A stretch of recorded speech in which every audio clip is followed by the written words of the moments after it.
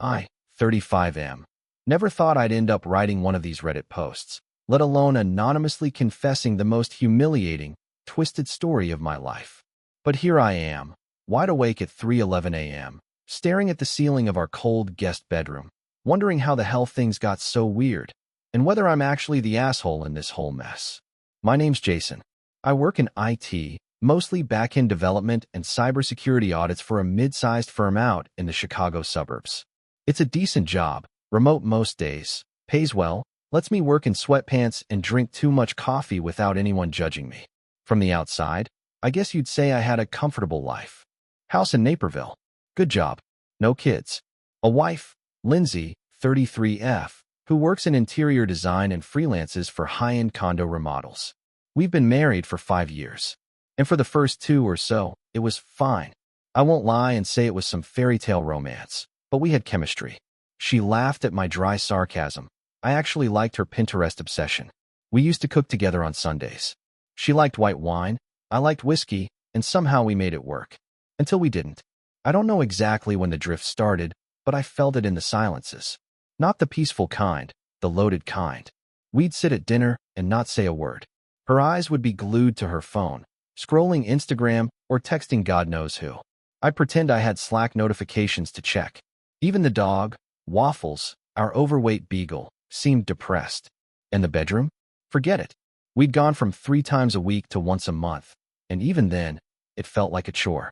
No eye contact, no passion, just mechanical.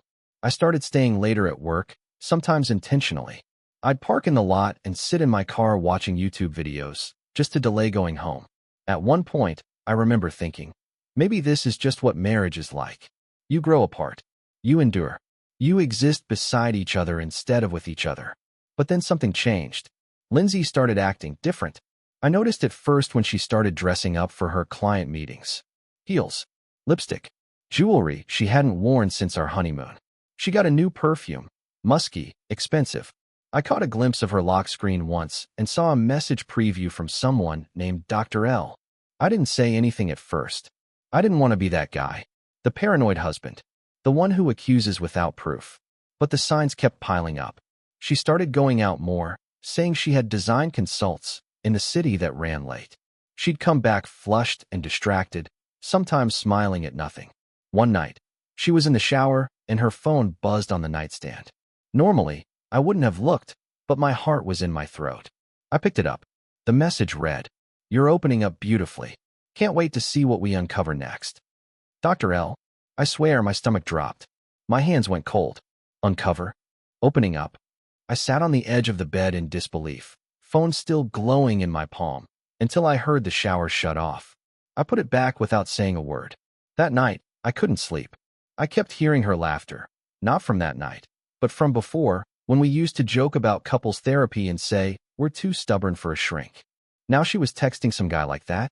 What the hell was happening? I knew I needed to find out more. Not confront her yet, just know. So the next day, I did something I'm not proud of. I installed a monitoring app on her phone. I work in cybersecurity, so yeah, I knew how to do it without getting caught. The app mirrored her texts, emails, and even GPS location to a private dashboard I could access. At first, I told myself it was just temporary, that once I saw the truth, I'd delete it. Either I'd confirm my suspicions and confront her, or I'd realize I was being insane and let it go. I checked the dashboard that night, and I found everything.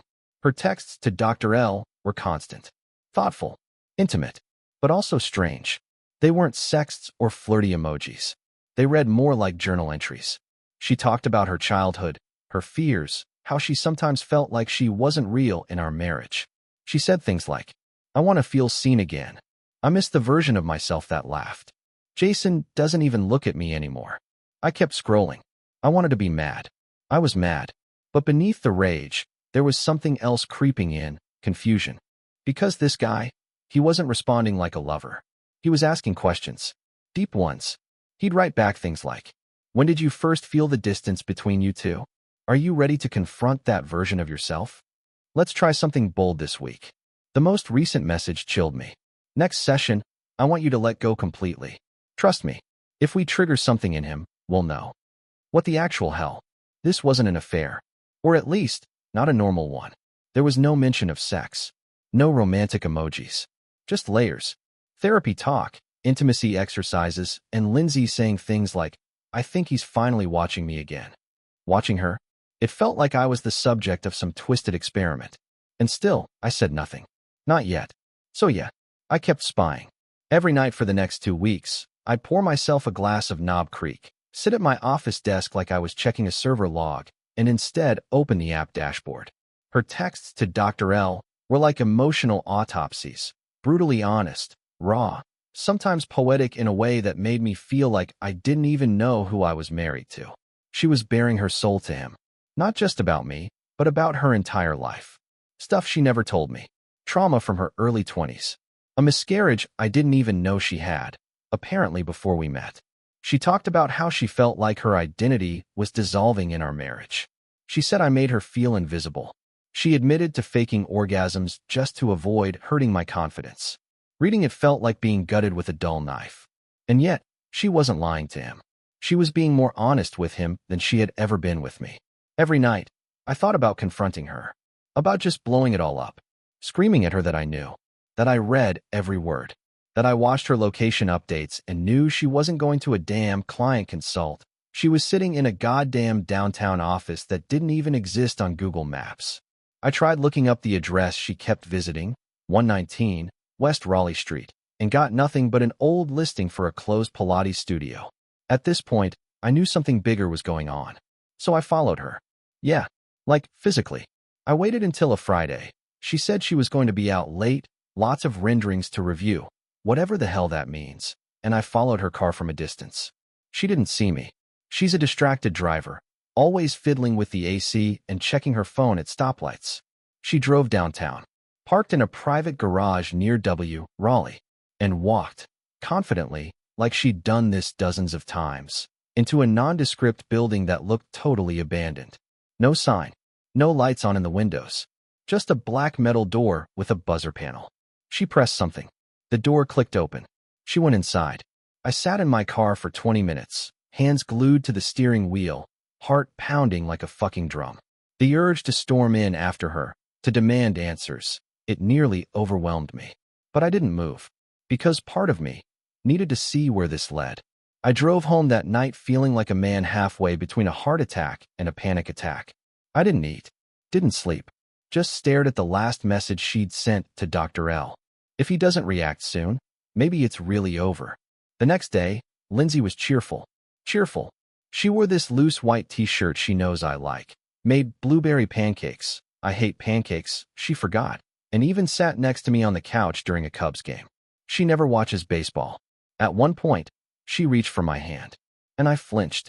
That was when she looked at me, really looked, for the first time in weeks. Her head tilted, eyes narrowing slightly, like she was trying to read me. I mumbled something about being tired and got up to refill my coffee. She didn't push, but I could tell. She knew something had shifted. Later that night, when she was in bed, I kept reading. And that's when I saw the message that changed everything. Dr. L, he's tracking you. He knows. That's a good thing. He's not indifferent. Lindsay, I know. I felt it today. He looked at me like I was a stranger. Dr. L, then we're almost there. One more session. Then reveal everything. Lindsay, I'm scared. What if he hates me? Dr. L, he won't. If he still loves you, this will force it to the surface. If he doesn't, well, then at least you'll know for sure. I stared at the screen. What? The actual fuck. This wasn't an affair. This wasn't even real. Or maybe it was, in some twisted, manipulative, emotionally violent kind of way. She wasn't cheating. She was testing me. With a fucking fake affair. No, worse. With a goddamn psychotherapist posing as a lover to make me jealous. Some puppet master named Dr. L, pulling strings, manufacturing tension, dragging me into some involuntary emotional experiment. I felt my face burning. I slammed the laptop shut so hard the corner chipped. I wanted to scream, but I didn't. Instead, I went downstairs, grabbed another drink, and sat in the dark until I heard the heater kick on. The sound calmed me. That low hum that made the silence in our house feel a little less deafening. And I realized something that made me even angrier than everything I'd just read. It was working. I did care. I hated that I cared. But I did. I hated that another man, even a fake one, got to hear my wife's honesty. I hated that I missed her, even though she was 2 rooms away. I hated that I had to spy on her to realize I still loved her. And I hated that she knew that before I did. I haven't confronted her yet. She has another appointment this Tuesday. I don't know what I'm going to do. I feel like I'm watching my own marriage through a two-way mirror, a marriage that someone else is now directing like a stage play. If this is therapy, it's the most deranged version I've ever heard of. But here's the thing. For the first time in a year, I actually feel something again. Rage, jealousy, betrayal, but also a longing. I don't know if that makes me pathetic, or weak, or just a man who's too late to realize what he almost lost. Maybe I'll wait for this final session. Let her finish her sick little performance. Then I'll decide what to say when the curtain finally drops. Tuesday came like a storm cloud I couldn't avoid. I barely spoke to Lindsay that morning. She didn't push. She just kissed me on the cheek, soft, slow, like she used to back when we still meant something. I stood there in the kitchen, half drinking lukewarm coffee, watching her tie her hair up and slip on those same tan ankle boots she always wore to client meetings. I wanted to scream. I know everything. I know about Dr. L. I know about your fake affair. I know you're playing me like some kind of goddamn lab rat. Instead, I said, drive safe. She smiled. I always do. And then she left. I followed her again. Not out of curiosity this time, but out of desperation. I needed to see how far she was willing to go. I parked on the next block over from the same shadowy building, 119W, Raleigh, and watched her disappear through that same unmarked black door. I didn't wait in the car this time. I got out. I walked up to that door with my pulse slamming in my ears. Pressed the buzzer. A tinny voice crackled through the panel. Yes. I didn't hesitate. I'm here for Dr. Lawson. There was a pause. Then a click. The door unlocked. Inside was nothing like I expected. Not some back-alley therapy room with incense and fake diplomas. No weird couches or dim lights. Just a hallway. Stark white. Minimalist. Everything smelled like eucalyptus and printer paper. I followed the faint sound of voices to a glass door at the end. There she was. Lindsay. Sitting across from a tall man in his early 40s. Black sweater, short salt and pepper beard, thin-rimmed glasses. Looked like he stepped out of an HBO drama about upscale grief counselors. He didn't even flinch when he saw me. Lindsay did. Her whole body tensed, like she'd been hit by a stun gun. Jason, she said, standing halfway. I walked in, shut the door behind me, looked directly at the man across from her. You're Dr. L? He nodded. Calm. Measured. Dr. Felix Lawson. You must be Jason. I'm her husband, I said, my voice low. And I know everything. The silence after that was suffocating. Lindsay's eyes welled up instantly. She opened her mouth, maybe to lie, maybe to explain, but Dr. Lawson lifted a hand gently. It's okay, he said. It's time. He turned to me. You've read the messages? All of them, I said. Every last manipulative word. Lindsay's voice cracked. Jason, I didn't mean to. Save it, I said, sharper than I wanted. You didn't mean to cheat? Or didn't mean for me to find out you were faking a whole affair, just to see if I still gave a shit? Her lip trembled. I didn't know what else to do. Dr. Lawson sat back. Would you like to sit, Jason? I didn't. I stood. I needed the height, the adrenaline, the illusion of control. He spoke again, calmly. I assume you're angry. That's natural. You feel betrayed, violated. And in many ways, you were. But may I explain why we did this? I stared at him. At them. At this twisted version of couples therapy. You tricked me. No, he said. We exposed you. I blinked. He leaned forward now, steepling his fingers. Lindsay came to me 6 months ago. She told me she believed her marriage was dying. She believed you had fallen out of love with her. She wasn't sure if she could save it, but she wasn't ready to leave. Not without knowing for certain. So your brilliant idea, I spat, was to gaslight me into thinking she was screwing someone else. No, he said again. The idea was to see if you still felt. Because if you had truly checked out, if you had moved on, if the bond was really severed, you wouldn't have cared. You'd have let her drift. And instead I became a stalker, I said. You realize what you made me do? I tracked her. I installed spyware on her phone. I followed her. Exactly, Lawson said, like I'd just solved a riddle. You reacted. That means there's still emotional tether. Still heat. Still something worth pulling on. My jaw clenched so hard I thought my molars might crack. I turned to Lindsay. You didn't just talk to this guy. You lied to me. For months. She stood slowly, eyes glossy, voice low. Because I couldn't reach you anymore. You'd already left. You were already gone, Jason. Every dinner felt like a funeral. Every kiss was just air. I was screaming inside, and you didn't even blink. So you decided to play me? I decided to fight for you, she said, her voice trembling. In the only way I thought you'd notice. And you know what the most fucked up part is? It worked. Standing in that cold white room, watching her cry, watching this smug therapist explain his twisted social experiment, I didn't feel numb. I didn't feel distant. I felt alive, like some bitter flame inside me finally reignited. Rage, yes, but also grief, and shame, and something that felt dangerously like love. I didn't know what to say, so I left. I walked out without another word, got into my car, and drove straight past our house, straight out of Naperville, all the way to a parking lot outside of Walgreens, where I sat in silence until nightfall. I thought I wanted a confrontation. What I got was something worse. I got the truth. Back home, Lindsay didn't say a word. She was in the living room with waffles asleep in her lap, like a weird image from a life I no longer recognized. She looked up at me with this tired, open expression, like she'd already prepared herself for me to pack my bags. But I didn't. I just said, we talk tomorrow. Real therapy. Together. No games. She nodded. A single tear ran down her cheek. Then she whispered, okay. And now here I am, writing this post at 1:42 a.m. like some sad idiot pouring his trauma onto Reddit. Why? Because I don't know what to feel anymore. Anger? Love? Betrayal? Hope? Can all those things live in the same heart? I don't know, but I guess I'll find out tomorrow. Therapy. Real therapy, not a pretend affair wrapped in emotional trickery. We scheduled it with a new therapist, someone neither of us had ever spoken to before. Dr. Marla Green, based in Oak Brook. Mid-50s, no-nonsense tone over the phone. Neutral third party. That was my one condition. I want someone who doesn't already think I'm the villain, I'd said. Lindsay didn't argue, didn't even flinch. The first session was tense. The kind of tense where the air feels too thick to breathe. We sat on opposite ends of a beige couch, like we were waiting for separate flights at the world's most awkward airport. Dr. Green asked simple questions at first. Baseline stuff. How long have you been married? What do you think brought you here? What's something you each feel but haven't said out loud? I answered in clipped sentences.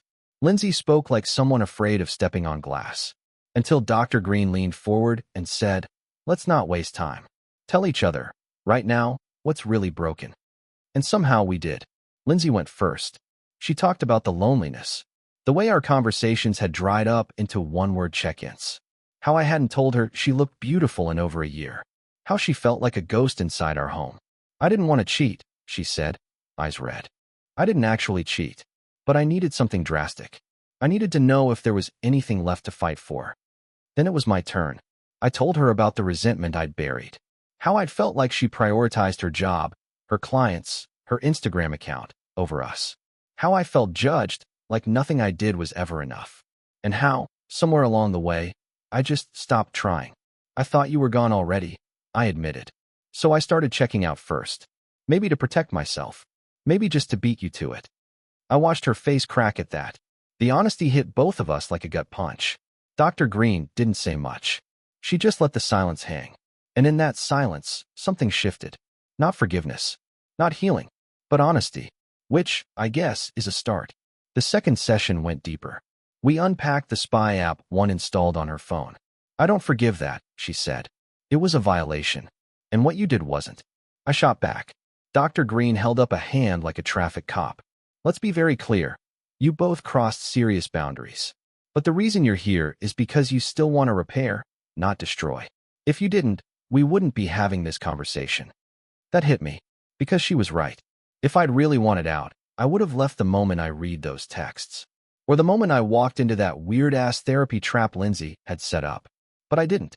Because beneath the rage, the betrayal, the paranoia, I still wanted her. Not the version of her I remembered. Not the woman from 5 years ago. Her. Now. Flawed, scared, manipulative, but still her. We kept going to sessions. Weekly, sometimes twice a week. We had brutal arguments in Dr. Green's office. Lindsay accused me of being emotionally unavailable. I accused her of emotional manipulation. She said I withdrew. I said she staged a psychological ambush. At one point, Dr. Green said something that stuck with me. You both thought you were screaming for each other, but neither of you heard anything because you were screaming from different places. She was right. I kept waiting for Lindsay to apologize in the right way, to admit she'd gone too far, to say sorry in a language I understood. But she was waiting for me to do the same, to acknowledge how long I'd been gone before she ever dreamed up the Dr. L therapy stunt. It wasn't about who started the fire. It was about learning how to rebuild once the smoke cleared. Outside of therapy, things were awkward and strangely gentle. We started talking again, really talking. Not deep confessions every night, but small moments that felt real. She made chili one night, and I offered to slice onions. She handed me a beer without asking what kind. I told her about a bug I'd fixed at work, and she actually laughed. Not a performative laugh, a real one. And for the first time in over a year, I laughed too. We weren't fixed, but we weren't strangers anymore.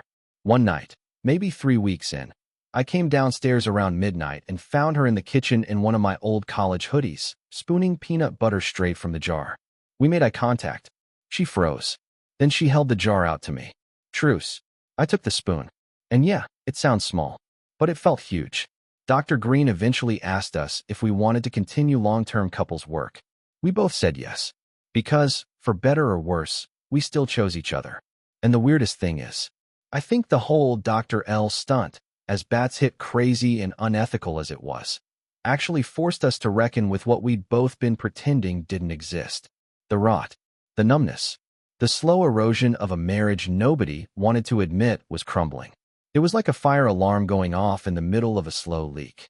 It didn't make sense, but it made us look. I haven't told anyone in real life about what happened. Not my coworkers, not my brother, not even my best friend Mike, who I've known since college and who would definitely have told me to run the minute he heard fake affair with a therapist. But I can't bring myself to tell them, because deep down, I know what they'd say. She played you, man. You're a damn fool for staying. Maybe they'd be right. But maybe, just maybe, I needed to be played in order to finally wake the hell up. We didn't jump back into sex right away. Not that it wasn't on my mind. It was, constantly. But every time we even brushed shoulders, something tight would pull in my chest. Not fear exactly. Not even resentment. Hesitation. Like my body remembered the betrayal, even if my mind was trying to rationalize it. Lindsay didn't push, which somehow made it worse. She started sleeping in the same bed again, after weeks of being in the guest room. We kept to our sides like nervous strangers in a hotel room. I could feel her breathing shift when I rolled over. I'd sometimes wake up with her back just inches from mine, close enough to feel warmth, not close enough to offer it. One night, maybe a month into therapy, she whispered, "Do you want me to go back to the guest room?" I turned toward her in the dark and said, "No, just don't move." She didn't, and neither did I. Dr. Green said that intimacy after betrayal is like trying to rebuild a burned bridge plank by plank. You can't rush across it like it never collapsed. So we started with presence, just being near each other. Then small touches, brushing fingers when handing over the remote, bumping knees under the table. One night she reached up and fixed my collar before I left for work, and I had to hide the way my heart spiked like a teenager. It wasn't lust. It was something scarier. Vulnerability. Because if we tried again, really tried, then we could really lose each other. Before, we were ghosts haunting a dead marriage. Now there was something at stake again. I think the turning point came when Lindsay finally told me the truth about how Dr. L started. We were walking through a park near our place. Fall had just started to hit. Leaves crunching, that sharp breeze that smells like fading grass and distant bonfires. We were eating donuts from this food truck near the old fountain. She said, "I didn't go to him planning that. The fake affair thing. That was his idea." I stopped mid-bite. Wait, what? He called it experimental immersion therapy. He said it would force dormant couples into reaction patterns, provoke dormant emotion. I didn't know how else to reach you. I stared at her.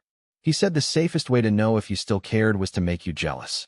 To wake up whatever part of you still had something left. "So you agreed," I said. "To manipulate me. Let me spiral. Let me think you were screwing someone else." Her voice was quiet.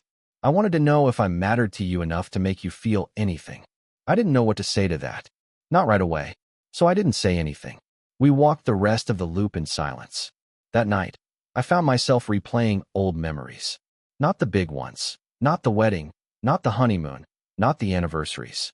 The small ones. The way she used to wake up and immediately sing whatever song was stuck in her head, always off-key. The dumb way she pronounced quesadilla just to annoy me. The way she'd rest her chin on my shoulder when I washed the dishes, quietly humming. And I realized something gutting. I had let us die first. I was the one who shut down, who pulled away, who gave up silently while pretending I hadn't. Lindsay's fake affair didn't kill our marriage. It was the CPR. And as much as I hated the method, I couldn't ignore the truth anymore. I still loved her. God help me, I still loved her. The next night, I cooked. Not takeout. Not grilled cheese. A real dinner. Pasta from scratch, garlic bread, sautéed spinach. Even lit the damn candles we got as a wedding gift that had never once been used. She came home from her meeting, tired, hair tied up in a loose braid, makeup faded.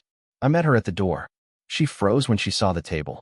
I said nothing, just pulled out a chair. We ate mostly in silence. But it wasn't uncomfortable. It was tender, careful, like we were learning each other all over again. And after dinner, she said, "Can I kiss you?" I nodded. She did. Soft. No expectations. No game. Just two people standing in the ruins of something they might still rebuild. We had sex that night. Slow. Clumsy. Emotional in a way I wasn't ready for. I cried a little and didn't hide it. She did too. There was no music. No foreplay script. Just years of distance dissolving in a quiet bedroom at 2 a.m. After, we didn't say anything. Just lay there, tangled up, listening to Waffles snore from the hallway. And for the first time in a long time, I felt like we were on the same team again. Not because everything was fixed, but because we wanted to fix it. The next day, Lindsay sent me a text. "You didn't have to cook for me, but you did. Thank you." And beneath that, a second one. "I'm still scared, but for the first time in a while, I'm also hopeful." I stared at the message for a long time before typing back. Same. We still go to therapy. Still have bad days. Sometimes she'll go quiet at dinner and I'll panic inside. Sometimes I'll flinch when I see her texting and have to remind myself it's not Dr. L anymore. We still carry shadows, but now we walk through them together. And yeah, I haven't told anyone in real life. But somehow, telling you, anonymous internet stranger, helps.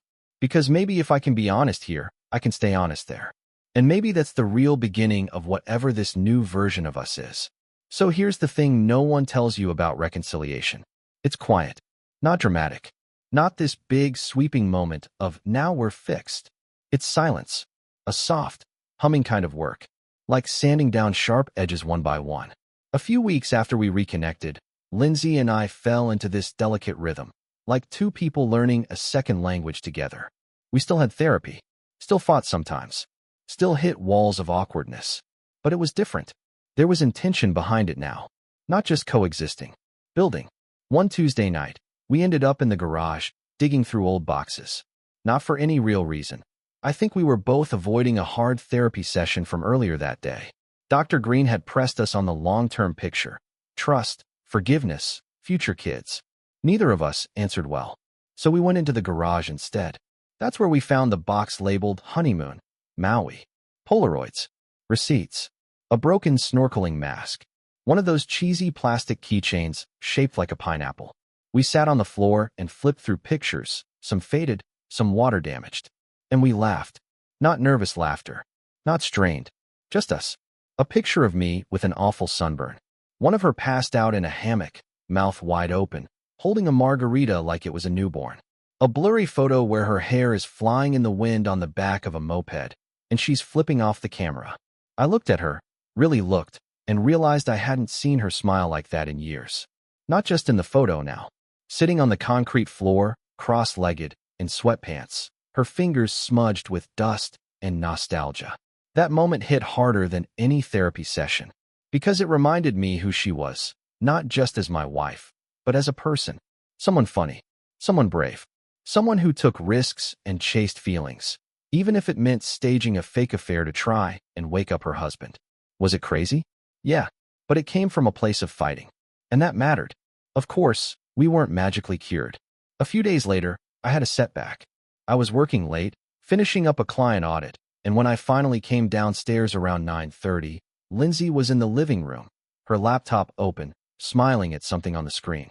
I glanced over, and there it was. Dr. L. An email thread. Old, archived. But just seeing the name again lit my chest on fire. My voice came out flat. Why are you reading that? She jumped. Shut the laptop a little too fast.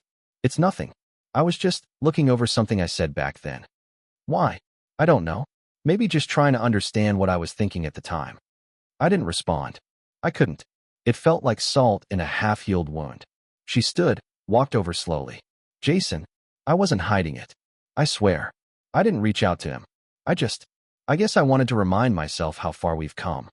I still didn't say anything, because all I could see was her typing to another man. Even if he wasn't really a lover, he still lived in that space, the one I'd abandoned.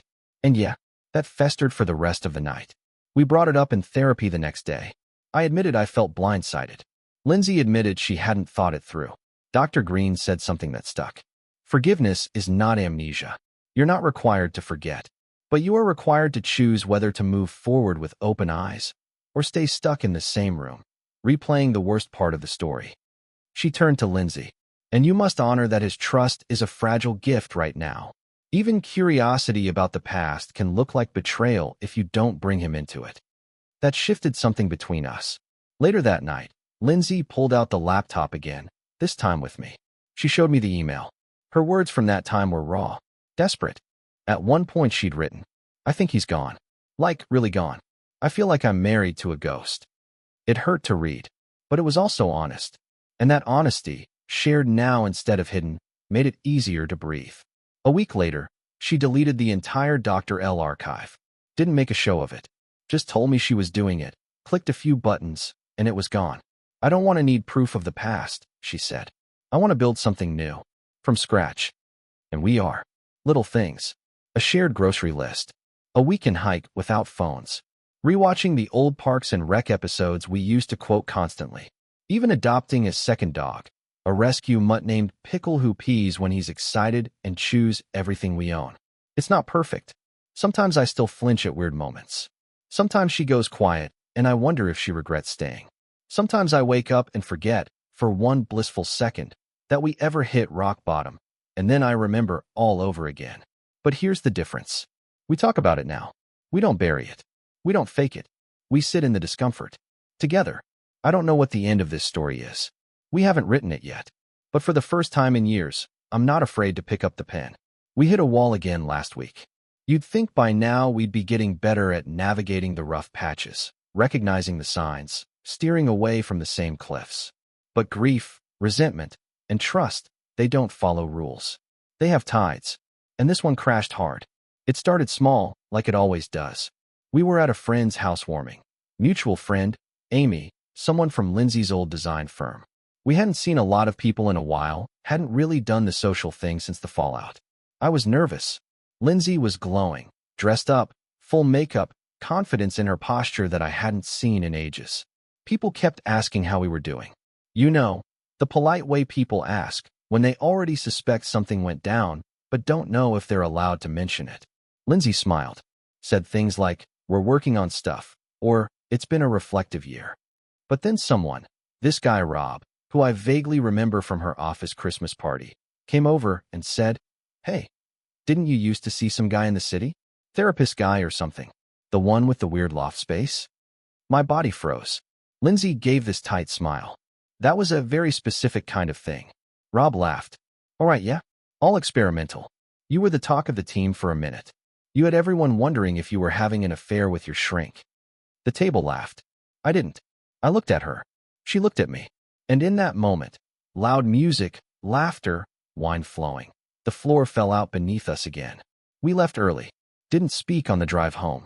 The second we stepped into the house, I said it. Did everyone know? She took off her heels slowly, without looking at me. No, just Amy.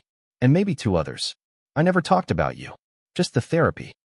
The fake affair therapy, I snapped. Which apparently was a group topic for gossip now. I didn't expect Rob to say anything. You didn't expect to get caught, you mean? Her eyes flashed. Don't twist it. I didn't parade it around, Jason. I was falling apart back then. I wasn't thinking about PR. That's the problem, I said, my voice rising. You never thought about what it would do to me. To us.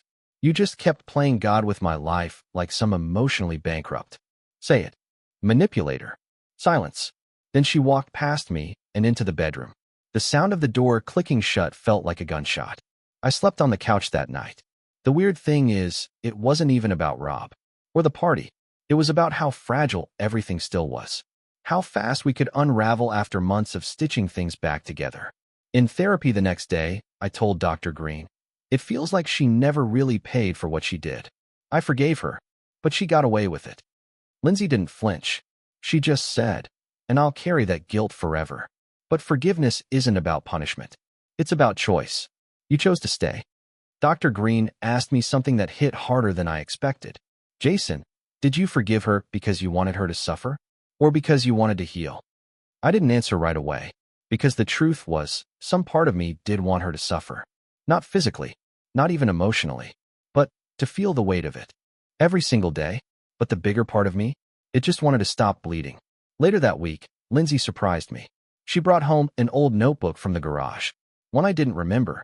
A black moleskine, frayed edges. She handed it to me and said, I want to show you something. Inside were pages of journal entries. Her handwriting, dated months before the therapy experiment. Entries like, I miss him even when he's in the room.